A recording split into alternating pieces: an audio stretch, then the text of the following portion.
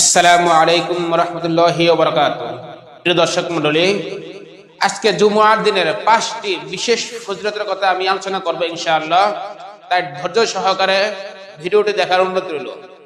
জুমআর দিনের বিশেষ গুরুত্বপূর্ণ 5টি আমল হলো: 1 নম্বর, নবী সাল্লাল্লাহু আলাইহি ওয়াসাল্লাম বৃহস্পতিবার মাগরিবের পর থেকে নিয়ে শুক্রবার মাগরিবের আগ মুহূর্ত পর্যন্ত বেশি বেশি দুরূদ শরীফ পাঠ করার কথা তিনি বলেছেন।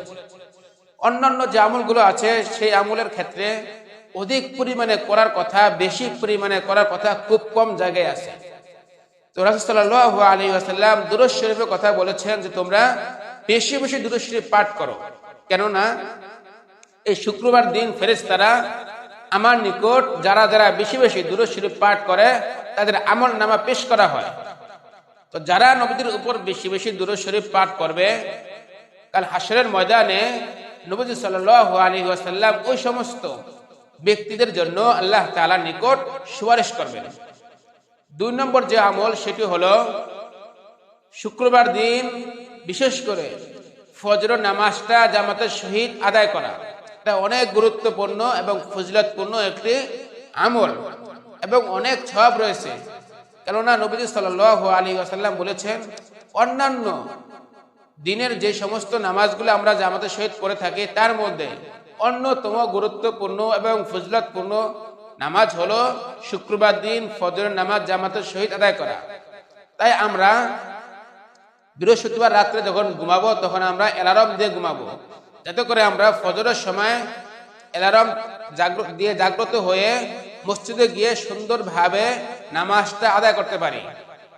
3 নম্বর যে গুরুত্বপূর্ণ ফজিলত সেটি হলো শুক্রবার দিন সূরা কাহফ তেলাওয়াত করা। এক একজন মুফাসসিরিনে কেরাম, মুহাক্কিক উলামায়ে কেরাম এক এক ধরনের বক্তব্য দিয়েছেন।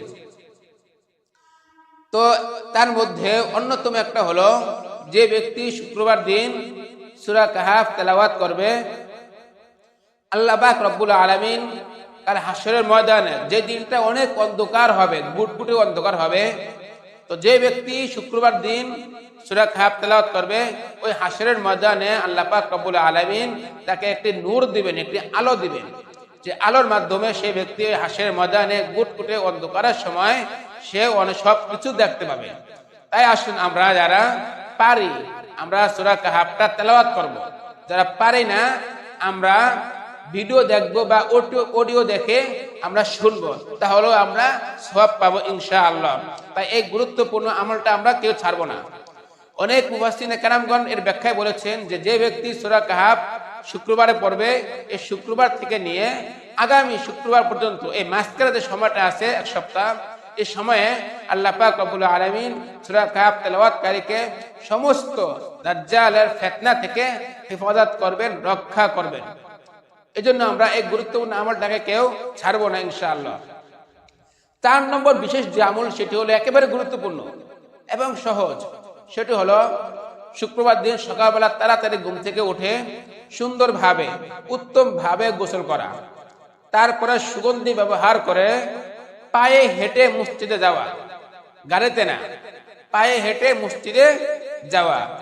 এরপরে ইমাম সাহেবের কাছাকাছি বসার চেষ্টা করা এবং কোনো ধরনের অনর্থক কথাবার্তা না বলে নামাজটা শেষ করে মসজিদ থেকে বের হওয়া।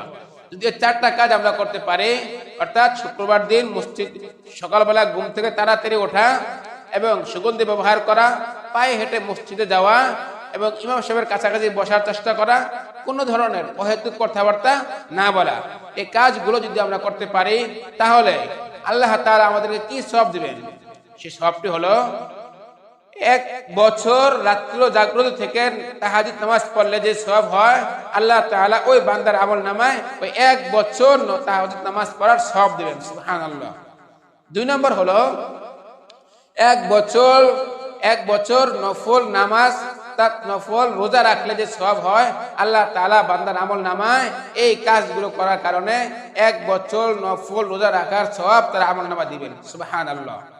5 নম্বর গুরুত্বপূর্ণ যে আমল, সে আমলটি হলো যে শুক্রবার দিন এমন একটা সময় রয়েছে যে সময়টাতে বান্দা যে দোয়া করবে আল্লাহ পাকের কাছে জায়েজ দোয়া, আল্লাহ পাক রব্বুল আলামিন তার সেই দোয়াকেই কবুল করবেন। সুবহানাল্লাহ। তো এই সময় কোনটা সেটা হাদিসের মধ্যে রাসূল সাল্লাল্লাহু আলাইহি ওয়াসাল্লাম স্পষ্টভাবে বলে দেন নাই। তবে মুহাদ্দিসিনে কেরামগণ বা ইসলামিক স্কলারগণ একটা সময় বের করছেন, যেটা হলো শুক্রবার দিন আসরের পর থেকে নিয়ে মাগরিব পর্যন্ত।